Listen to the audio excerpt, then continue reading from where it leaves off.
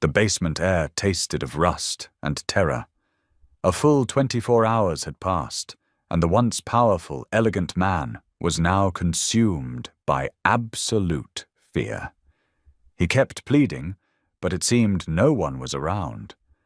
The damp, mouldy smell mixed with the scent of his own blood, still flowing from the beating he'd received, haunted him to his core.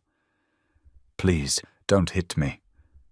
Footsteps, steady, calm, different from the others.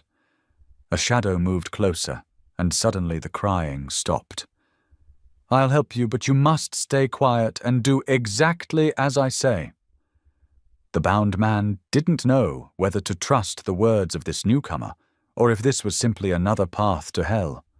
Reed Carver had never imagined his life would lead to this moment, standing in the dim basement of the very factory where he'd worked for 12 years, looking down at the man who'd destroyed everything he'd built.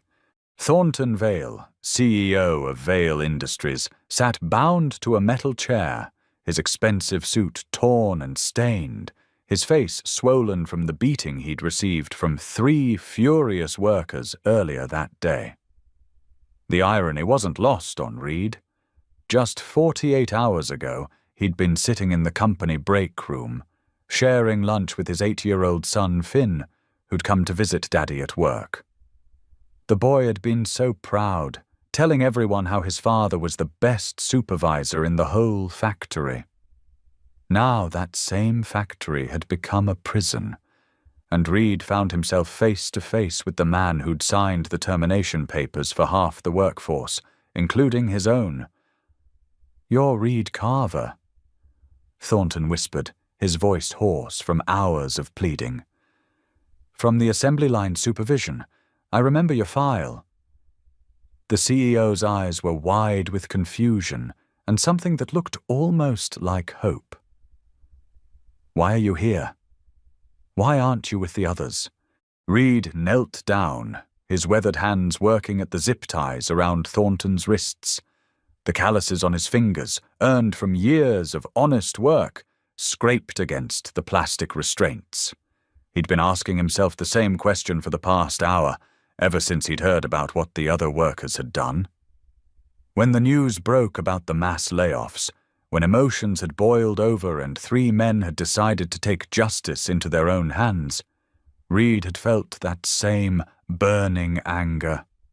But watching a man beg for his life wasn't justice, it was something else entirely. "Because this isn't who we are," Reed said quietly, finally freeing one of Thornton's hands. "And it's not who I want my son to think his father is." The words hung in the air between them, heavy with meaning that neither man fully understood yet.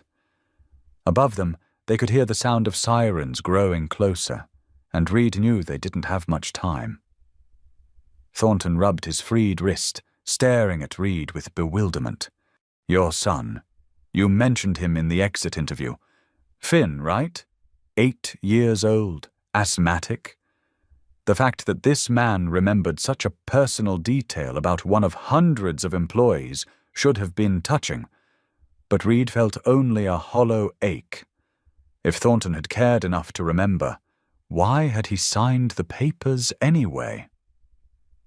"He's waiting for me at Mrs. Henderson's across the street," Reed said, working on the second restraint. "Has been for the past 6 hours, probably wondering why Daddy's so late." The thought of Finn pressed against the window, watching for his father's familiar figure, made Reed's chest tighten. The boy had already lost his mother 3 years ago to cancer. The last thing he needed was to lose his father to a moment of blind rage. The zip tie snapped free, and Thornton was no longer bound. But instead of running, instead of demanding to be taken to safety immediately, he remained seated, studying Reed's face in the dim light. "You lost your job today, too," he said, and it wasn't a question. "I signed your termination myself. You have every reason to hate me, to want to see me suffer. So why?" Reed stood up, his knees creaking from the movement. At 34, He already felt older than his years, worn down by the constant struggle of single parenthood and the physical demands of factory work. But in this moment, he felt something he hadn't experienced in a long time: clarity about who he wanted to be. "My son draws pictures," he said, his voice soft but steady. "Pictures of superheroes. Last week he drew one that looked like me, standing in front of the factory, protecting people. He told me that's what daddies do. They protect people, even when it's hard." The sound of heavy footsteps echoed from somewhere above them, followed by angry shouts. The other workers were still searching the building, still consumed by the rage that had driven them to this point. Reed knew that if they found Thornton now, if emotions continued to spiral out of control, someone was going to get hurt, badly, maybe killed. And that wasn't something any of them would be able to live with afterward. "We need to move," Reed said, helping Thornton to his feet. The CEO was unsteady, his legs weak from hours of fear and the aftermath of violence. "There's a service tunnel that leads to the old maintenance building. I can get you to the parking lot from there." Reed had discovered the tunnel years ago during a routine inspection, but he'd never imagined he'd be using it like this. As they made their way through the narrow corridor, Thornton stumbled, and Reed caught his arm to steady him. The physical contact was strange. Here was a man who lived in a world so different from Reed's that they might as well have been from different planets. And yet, in this moment, he was just another human being who needed help. "I don't understand you," Thornton said, breathing heavily. "I destroyed your life today. I destroyed dozens of lives. Why would you risk yourself to help me?" Reed paused at a junction in the tunnel, listening for sounds of pursuit. In the distance, he could hear police sirens, growing louder. Soon this would all be over, one way or another. "Because that's what my wife would have done," he said simply. Before she died, Sarah always said that how we treat people when we're angry, when we're hurt, that's when our real character shows, not when things are easy. The mention of his late wife brought a familiar ache to Reed's chest, but also a sense of peace.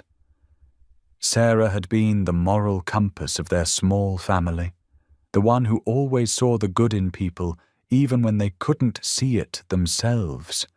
She would have been horrified by what had happened today, not just by Thornton's callous layoffs, but by the workers' violent response. She would have found another way, just like Reed was trying to do now. They reached the end of the tunnel, and Reed carefully opened the maintenance door, peering out into the late afternoon sunlight. The parking lot was empty except for a few scattered cars, and Reed could see the flashing lights of police vehicles at the main entrance to the factory. "Your car," he said. "Where is it?" "The silver Mercedes." Thornton pointed to a vehicle parked near the executive entrance. But Reed... He stopped, seeming to struggle with something. "I need you to know, the layoffs, they weren't my idea. The board of directors, they threatened to replace me if I didn't cut costs. I have 3 kids in college, a mortgage that's killing me, and..." He stopped himself, seeming to realize how his problems might sound to a man who'd just lost his only source of income. Reed looked at him for a long moment, seeing something in Thornton's face that hadn't been there before. Vulnerability, maybe even shame. "But you still signed the papers," Reed said, not accusingly, but as a simple statement of fact. "When it came down to protecting your comfort or protecting your workers, you chose yourself." The words hit Thornton like a physical blow, and Reed could see the truth of them sinking in. "Yes," the CEO said quietly. "I did. And I'll have to live with that for the rest of my life." They made their way across the parking lot, staying low and moving quickly. Reed's mind was already shifting to the next problem: how to explain to Finn why they'd have to leave their apartment, how to find another job in a town where Vale Industries was the biggest employer, how to make sure his son's asthma medication would be covered without health insurance. But as they reached Thornton's car, something unexpected happened. Instead of immediately getting in and driving away, Thornton turned back to Reed. "Come with me," he said urgently. "Let me drive you home. Let me meet your son. I need to understand what I've done, who I've hurt." Reed stared at him, wondering if this was some kind of trick, some elaborate scheme. But looking into Thornton's eyes, he saw something genuine there, a desperate need for redemption that Reed recognized because he'd felt it himself after Sarah's death, when grief had almost driven him to make terrible choices. "Why?" Reed asked.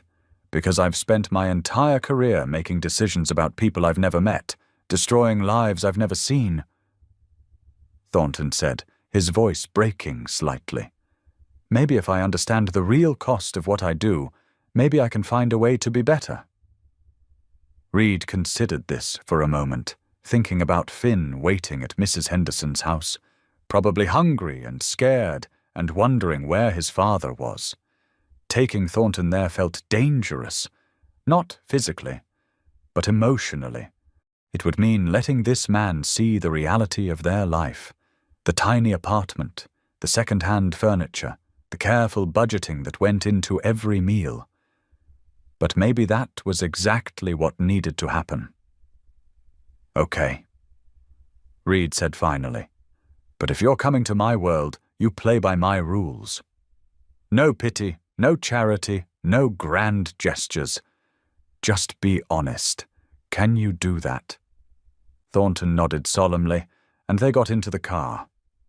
As they drove through the quiet streets of their small industrial town, Reed pointed out landmarks that told the story of his life with Finn: the elementary school where his son was in 3rd grade, the clinic where they went for his asthma treatments, the small grocery store where Reed knew every cashier by name because they'd been shopping there for years.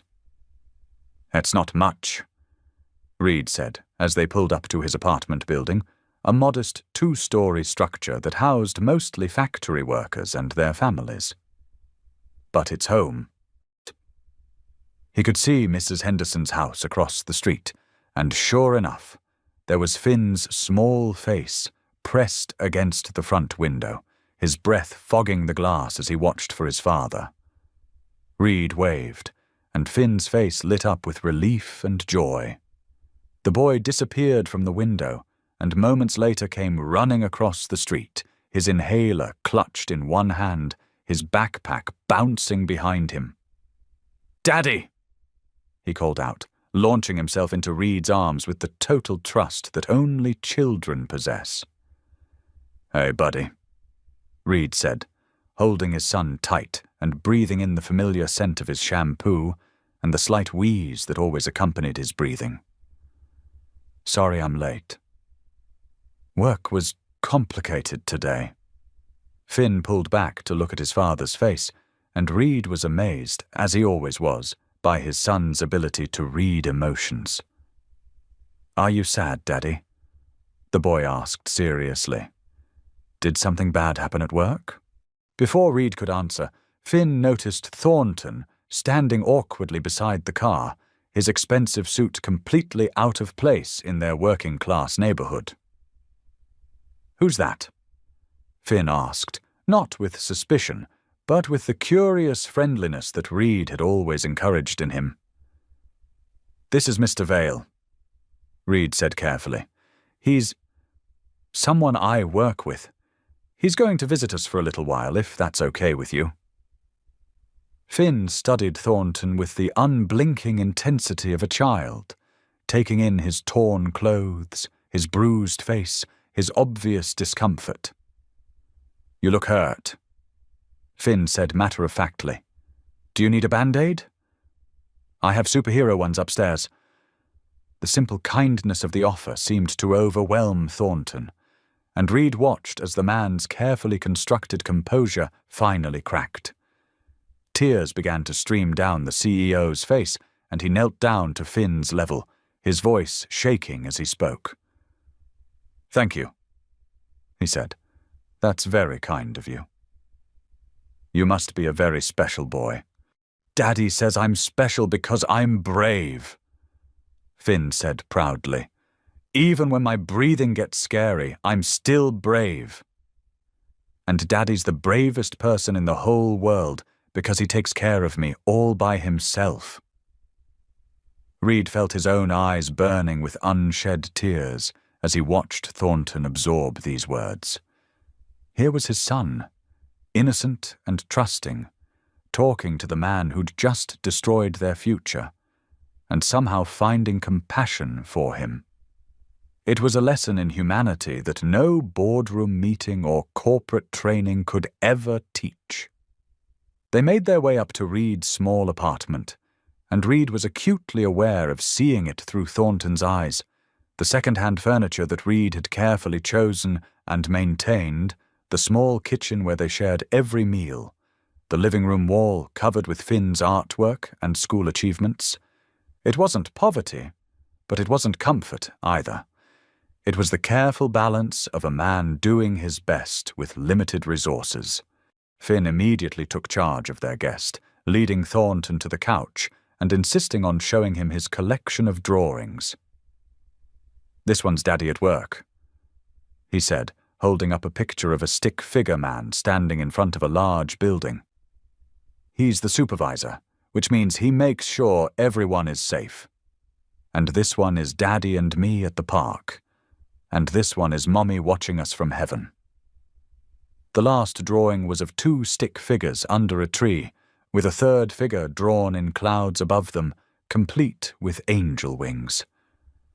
Reed had seen the picture dozens of times, but watching Thornton study it with growing understanding was like seeing it fresh. The CEO looked up at Reed with new comprehension in his eyes. "Your wife," Thornton said quietly. "How long has she been gone?" 3 years, Reed replied, settling into his worn armchair while Finn continued to chatter about his drawings. "Cancer. We fought it for 2 years, but in the end—" He shrugged, the gesture encompassing all the pain and loss and adaptation that had followed. Finn was 5 when she died, young enough to adapt, old enough to remember her.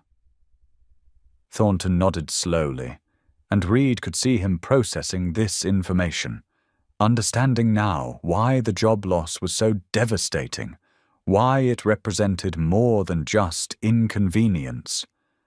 Without Reed's income and health insurance, they would lose everything: their home, their stability, Finn's medical care. It would mean starting over in a way that might not be possible. "I have to ask," Thornton said, his voice carefully controlled. "After what happened today, after losing your job, how can you sit here being kind to me? How can you let your son offer me Band-Aids? I would understand if you hated me." Reed was quiet for a moment, watching Finn arrange his drawings in careful piles, humming softly to himself. "I do hate what you did," Reed said finally. "I hate that you made a choice that hurt good people, people with families and dreams and responsibilities, but hating you. That wouldn't change anything except make me bitter, and Finn doesn't need a bitter father." "But surely you must want some kind of justice, some kind of accountability," Thornton pressed. "The men who took me, they wanted revenge." "That's human nature." Reed stood up and walked to the kitchen, motioning for Thornton to follow. From there, they could still see Finn in the living room, but they could speak more privately. "Those men are good people who got pushed too far," Reed said. "They're not criminals. They're not violent by nature. They're just desperate. When you take away a man's ability to provide for his family, when you make him feel powerless and disposable, sometimes that desperation turns into rage. Is that what you felt? Thornton asked. Rage? Reed considered the question carefully, remembering the moment when he'd first heard about the layoffs, the sick feeling in his stomach when he'd realized that everything he'd worked for was gone. Yes, he said honestly. For about 5 minutes I felt rage. I wanted to find you and make you understand what you'd done, make you feel what we were feeling. But then I thought about Finn, about the kind of man I want him to remember his father being, and I realized that my anger wouldn't solve anything. Thornton leaned against the kitchen counter, looking suddenly exhausted. I've never been poor, he admitted. Never been desperate. I inherited my position from my father, who inherited it from his father. I've made decisions about layoffs and budget cuts dozens of times, but they were always just numbers on a spreadsheet. I never thought about the real people behind those numbers. And now? Reed asked, though he thought he already knew the answer. Now I can't stop thinking about them. Thornton said. About you and Finn, about all the other families I've destroyed with my decisions. About the 3 men who were so desperate they turned to violence because it was the only power they felt they had left. Finn appeared in the kitchen doorway, carrying his inhaler and looking slightly winded from his excitement. Daddy, can Mr. Vale stay for dinner? He asked hopefully. We're having mac and cheese. It's my favorite. Reed looked at Thornton, who seemed overwhelmed by the simple invitation. I don't want to impose, the CEO said quietly. I'm sure you have things to figure out, arrangements to make after today. We do, Reed agreed, but we also have to eat. And Finn's right mac and cheese is pretty great. He opened a cabinet and pulled out 2 boxes of the inexpensive pasta, the kind he bought in bulk because it was filling and Finn loved it. It's not fancy, but it's what we've got. As Reed cooked, Thornton sat at their small kitchen table with Finn, listening as the boy chatted about school and friends and his dreams of becoming either a superhero or a doctor, depending on his mood. Reed watched them together, amazed by his son's natural ability to put people at ease, to find the humanity in anyone. My teacher says I'm really good at helping other kids when they're sad, Finn was telling Thornton. Like when Jimmy scraped his knee at recess, I sat with him until he felt better. Daddy says that's what we're supposed to do, help people when they need it. Your daddy is very wise, Thornton said, glancing over at Reed with something that looked like admiration. Does he teach you a lot of things like that? Oh, yes, Finn said seriously. He teaches me that being strong isn't about being big or loud. It's about being kind, even when people aren't kind to you. And he teaches me that everyone has feelings, even grown-ups, and we should try not to hurt people's feelings on purpose. Reed served the simple meal on their mismatched plates, and they sat together around the small table. Thornton ate slowly, as if he were tasting something completely new, which, in a way, he was. This wasn't just food, it was a glimpse into a life he'd never experienced, a world where every dollar mattered and every meal was planned and budgeted for. This is really good, Thornton said, and Reed could tell he meant it. I can't remember the last time I had mac and cheese. Probably never from a box. Reed said with a slight smile. I'm guessing your version involves actual cheese and expensive pasta. Actually? Thornton said, looking embarrassed. I usually eat at my desk while working, or at business dinners. I can't remember the last time I had a meal like this, just sitting and talking and enjoying the food. Finn looked puzzled by this. Don't you eat dinner with your family? He asked innocently. The question hit Thornton visibly, and Reed saw pain flash across his face. "My children are grown up now," he said quietly. "They live far away, and we don't talk much anymore. I work a lot, and I think I forgot how to be a good father along the way." "It's not too late," Finn said with the absolute certainty that only children possess. "My daddy says it's never too late to say you're sorry and try to do better. Right, Daddy?" Reed met Thornton's eyes across the table, seeing the desperate hope there. "That's right, buddy," Reed said. "It's never too late to try to do better." After dinner, Finn insisted on showing Thornton his room, proudly displaying his collection of books and toys that Reed had carefully acquired over the years, mostly second-hand, but chosen with love. The centerpiece was a small desk where Finn did his homework, its surface covered with more drawings and a few framed photos. Finn with Reed, Finn with his mother before she got sick, the three of them together at happier times. "That's Mommy," Finn said, pointing to a picture of a woman with kind eyes and a gentle smile. "She died when I was little, but Daddy says she's still watching over us." "Do you think she would like you?" Thornton stared at the photo for a long time, and Reed could see him struggling with emotion. "I don't know," he said honestly. "I hope so. I hope I can become the kind of person she would like." As the evening wore on, Reed could see Thornton's worldview shifting with each small interaction, each glimpse into their life. When Finn had to use his inhaler, Thornton watched with growing understanding as Reed calmly helped his son through the breathing treatment, the routine so familiar that they barely had to speak. When Finn's prescription ran low and Reed mentioned that they'd need to pick up a refill soon, Thornton's face paled as he realized the financial implications. "Without health insurance," Thornton said quietly when Finn was out of earshot, "how will you afford his medication?" Reed shrugged, the gesture hiding the fear that had been gnawing at him all day. "We'll figure something out. We always do. Maybe the county clinic has a program, or maybe I can find another job quickly enough that there won't be a gap in coverage."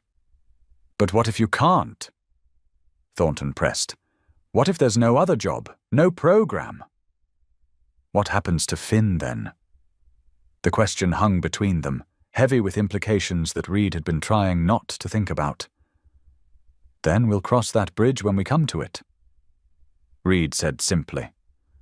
"Worrying about it won't change anything, and Finn doesn't need to see me scared." Thornton was quiet for a long time after that, lost in thought. When Finn's bedtime arrived, Reed went through their nightly routine, helping with teeth brushing, reading a story, saying prayers that included Mommy in heaven and hopes for a good tomorrow. Thornton watched from the doorway, seeing the careful tenderness of a father who was doing his best under impossible circumstances. "Will you still have a job tomorrow, Daddy?"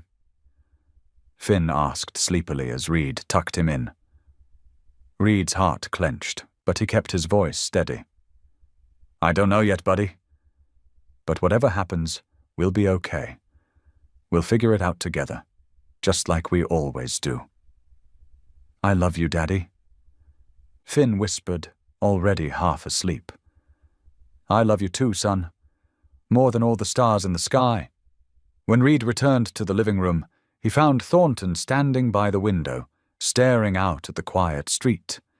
The CEO looked like a man who'd been fundamentally changed by what he'd experienced, as if the foundations of his understanding had been shaken. "I need to fix this," Thornton said without turning around. "I need to fix what I've done, not just to you, but to everyone." "But I don't know how."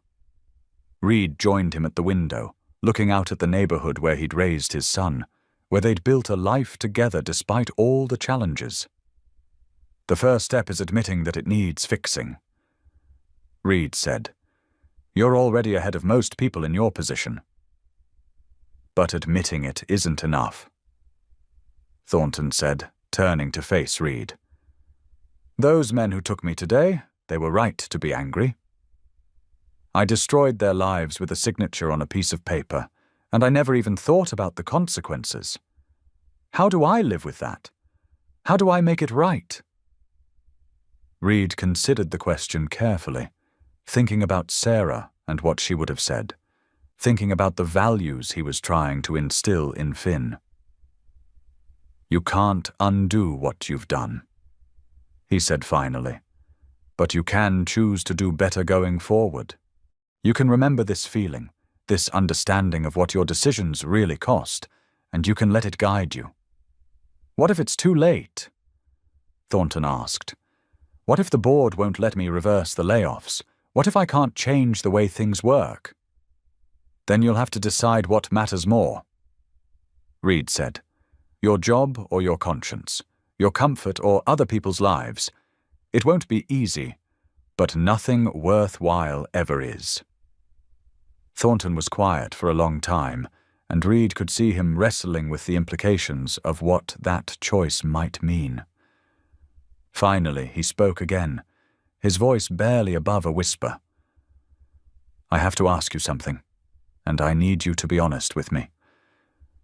If you were in my position, if you had the power to change things, but it meant risking everything you'd worked for, would you do it?" Reed thought about the question, about all the times in his own life when he'd faced difficult choices, when doing the right thing had come at a personal cost. "Yes," he said without hesitation, "because at the end of the day, the only thing that really matters is being able to look at yourself in the mirror and being able to look at your children and know that you tried to do right by the world. Even if it meant losing everything? Everything material, maybe," Reed said. "But not everything that matters. You can't lose your integrity, your compassion, your ability to sleep at night knowing you did the right thing. Those are worth more than any job or any bank account." Thornton nodded slowly, as if Reed's words were confirming something he'd already begun to understand. "I need to go," he said. "I need to think about all of this, and I need to figure out how to make things right. But before I do—" He paused, seeming to struggle with his words. "Thank you. For saving my life today, yes, but more than that. For showing me what I'd forgotten about being human."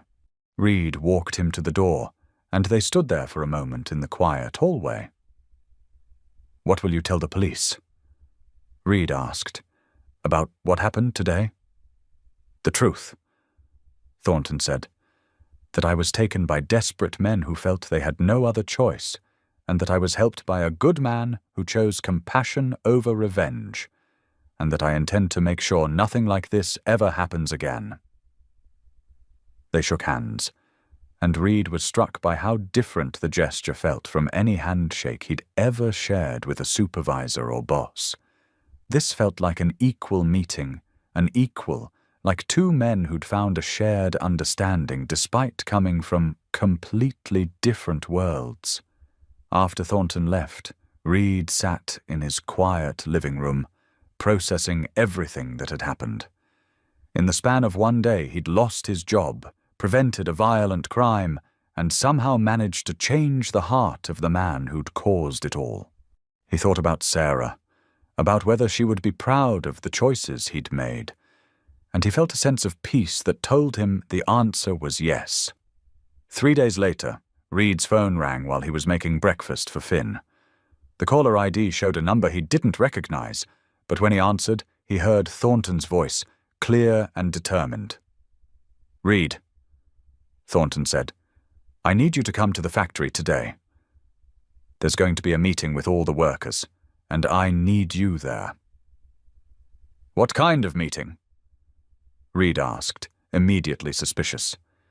He'd spent the past 3 days job hunting with no success, and he wasn't interested in being used as a prop in some corporate public relations stunt.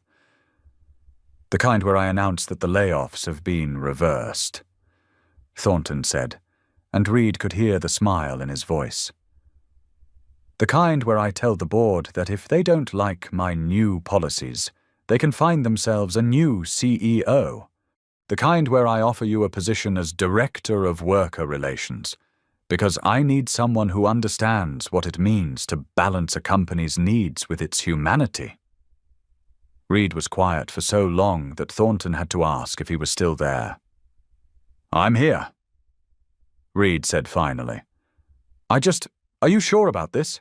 It's going to cost you everything you've built." "No," Thornton said firmly. "What I'd built wasn't worth keeping. What we're going to build together, that's going to be something worth having, something my children can be proud of, something that honors the trust people place in us when they work for us." The meeting that afternoon was unlike anything Reed had ever experienced. Thornton stood before the assembled workers, including the 3 men who'd taken him captive, who'd been released on bail and were awaiting trial, and did something unprecedented. He apologized. Not with corporate speak or legal disclaimers, but with genuine remorse and a concrete plan for change. He announced the reversal of the layoffs, the implementation of profit-sharing programs, improved healthcare benefits, and a new worker representation policy that would give employees a voice in major company decisions. He also announced his intention to take a significant pay cut, redistributing that money to worker compensation and benefit improvements. "I've learned something important in the past few days," Thornton told the crowd. "I've learned that a company isn't just a collection of assets and profit margins. It's a community of people who depend on each other, who deserve to be treated with dignity and respect. I forgot that, and I'm sorry, but I won't forget it again." The crowd was skeptical at first. They'd heard plenty of promises from management before. But as Thornton outlined specific policies and timelines, as he introduced Reed as the new Director of Worker Relations and explained how they'd met, something shifted in the room. Hope began to replace anger, and people started to believe that real change might actually be possible. After the meeting, Reed found himself in an office he'd never imagined he'd occupy, looking out at the factory floor where he'd spent so many years. Thornton stopped by as the day was ending, and they stood together watching the workers head home to their families. "Do you think it will work?" Thornton asked. "This new way of doing business?" Reed thought about it carefully, considering all the challenges they'd face, all the obstacles to creating real change in a corporate culture that had prioritized profits over people for so long. "It won't be easy," he said. "There will be setbacks, and there will be people who resist the changes. But yes, I think it can work, because it's based on something real, on actually seeing and valuing the people who make this company possible. And the board? When they try to fire me for this?" Reed smiled, remembering something Finn had said the night before when Reed had explained his new job. "Then we'll cross that bridge when we come to it. But we won't cross it alone." 6 months later, Reed stood in the same community center where Thornton had announced the changes. But this time, the gathering was different. It was the company's first annual family picnic, an event that had been Finn's idea when he'd suggested that Mr. Vale should meet all the families that worked for him, not just theirs. Reed watched as Thornton sat on a picnic blanket with 3 children from different worker families, helping them with a drawing project while their parents relaxed nearby.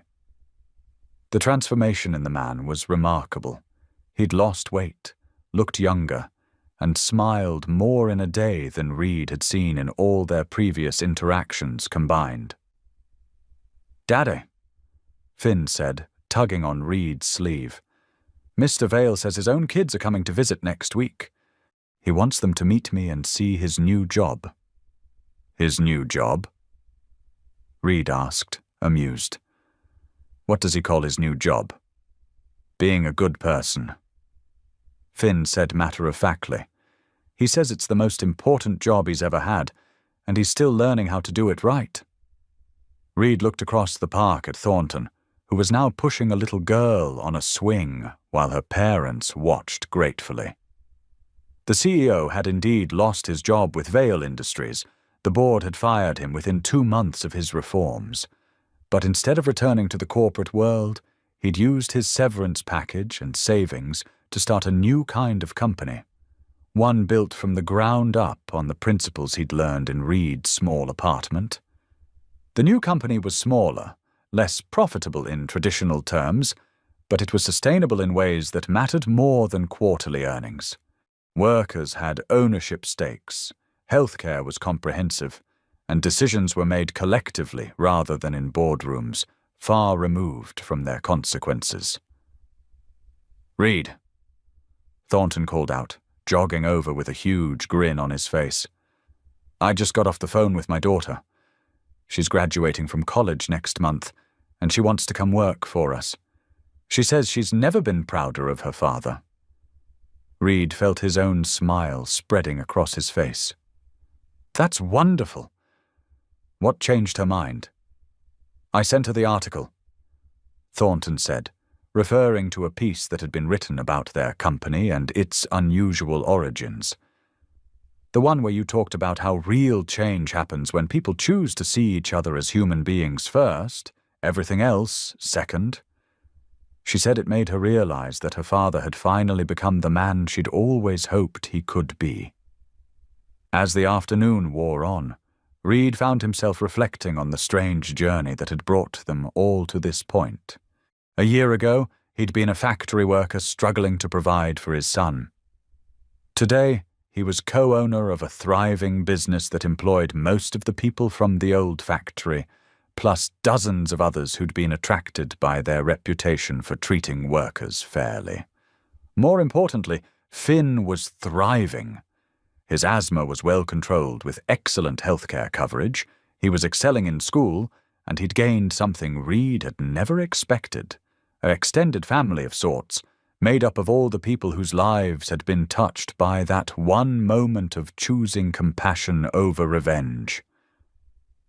"Daddy," Finn said as they packed up their picnic supplies, "remember when you told me that sometimes one person can change everything?" "I remember," Reed said, folding the blanket they'd shared with 6 other families throughout the day. "I think you were right," Finn said seriously. "But I think it wasn't just one person. I think it was lots of people all choosing to be good at the same time."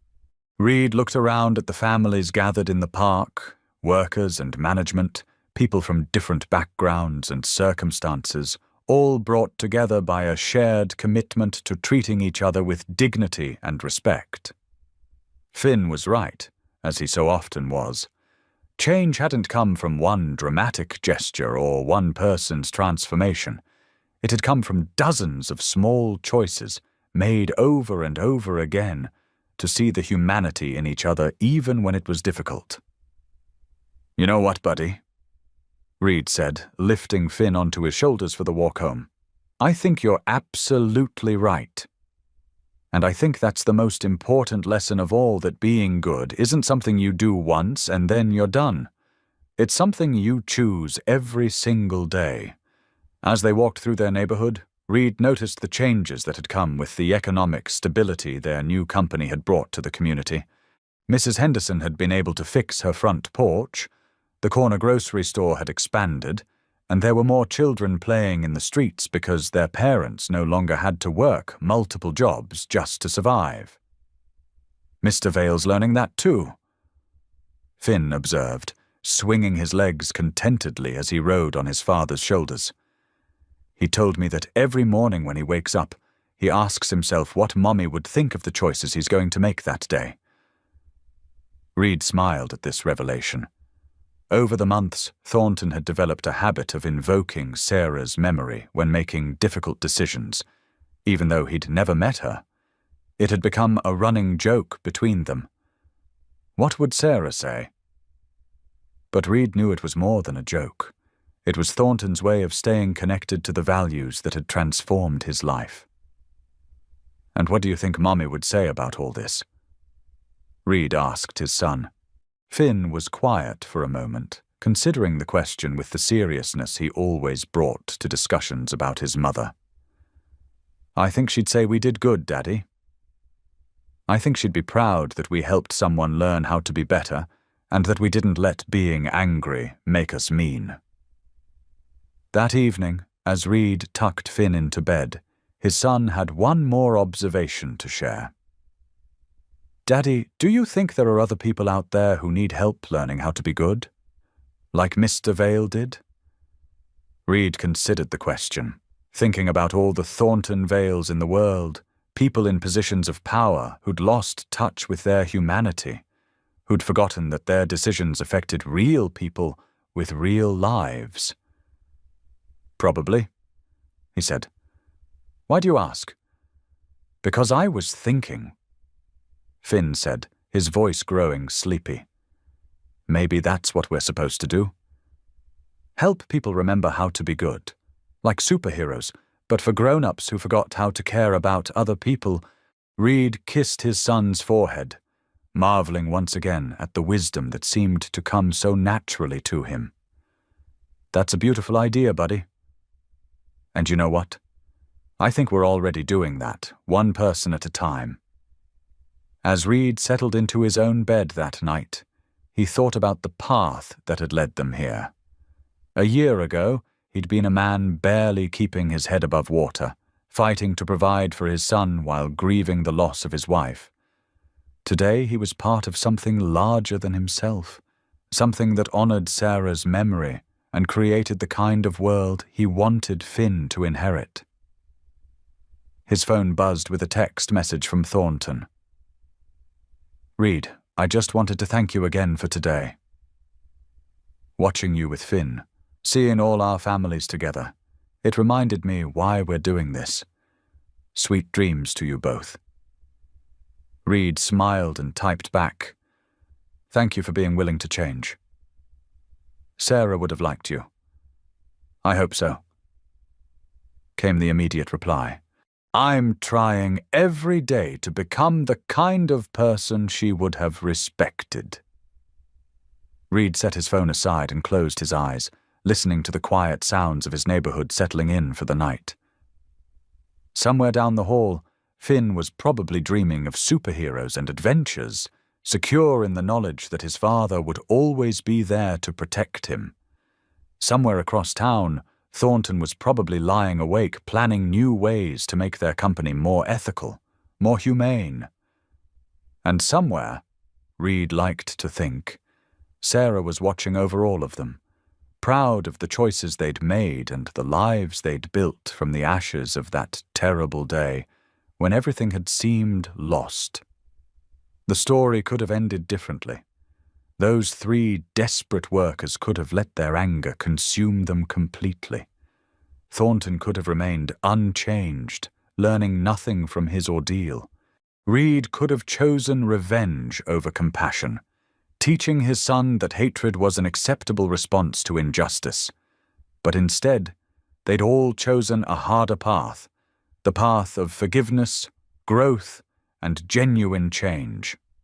They'd chosen to see each other as human beings deserving of dignity and respect, regardless of their circumstances or past mistakes. It wasn't a perfect ending. There were still challenges ahead, still moments when the old ways of thinking would reassert themselves, still times when choosing compassion would require real sacrifice. But they'd proven that change was possible, that people could grow beyond their worst moments, and that sometimes the most powerful force in the world was simply one person's decision to help another person be better. In the morning, Reed would wake up and go to work at a company where employees were partners, where healthcare was a right rather than a privilege, and where every decision was made with consideration for its human impact. Finn would go to school knowing that his father was not just a provider, but a man who'd chosen principles over profit, compassion over convenience, and Thornton would continue his journey of becoming the kind of leader, the kind of father, the kind of human being he'd never thought to be before. That day in the basement when a quiet, single father had chosen mercy over revenge. The lesson was simple, but it had taken a lifetime for some of them to learn it. That true strength lies not in the power to destroy, but in the courage to build something better. That real leadership means serving others rather than serving yourself, and that sometimes the most important thing you can do is help someone else remember what it means to be human. As Reed drifted off to sleep, he whispered a quiet thank you to his late wife for teaching him the values that had made this transformation possible, and for watching over their son as he learned to navigate a world that could be cruel, but also held infinite possibility for kindness. The single dad had indeed changed everything, not through grand gestures or dramatic confrontations, but through the quiet power of choosing love over hate, hope over despair, and humanity over the easy path of revenge. And in changing everything, he'd created a legacy that would ripple outward for generations to come. Because sometimes the most powerful force in the universe is simply one person's decision to see the good in another person, even when that goodness seems buried under years of poor choices and hardened hearts. Sometimes all it takes to change the world is the courage to believe that people can be better than their worst moments, and the patience to help them find their way back to who they were meant to be.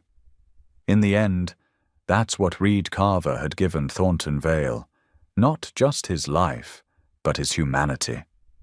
And in return, Thornton had given Reed and Finn something just as precious, proof that the values Sarah had taught them, the principles they'd tried to live by, really could make a difference in the world.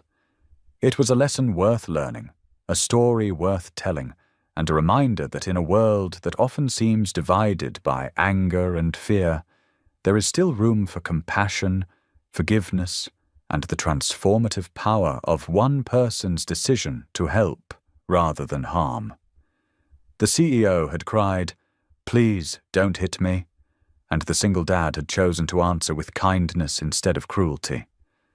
In that choice, everything had changed, not just for them, but for everyone whose life they touched going forward. And that, perhaps, was the most powerful transformation of all.